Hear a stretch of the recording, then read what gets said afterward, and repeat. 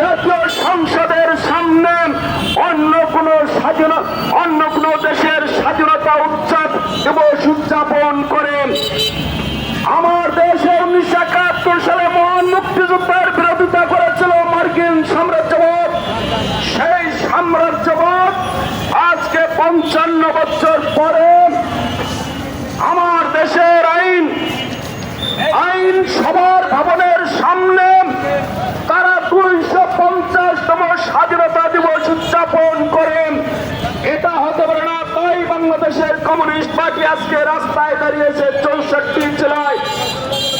আমার দেশের মানুষ গণতন্ত্র এবং ন্যায় বিচারের জন্য দীর্ঘ লড়াই। 40টি শিল্প কারখানাকে ব্যক্তি মালিকানায়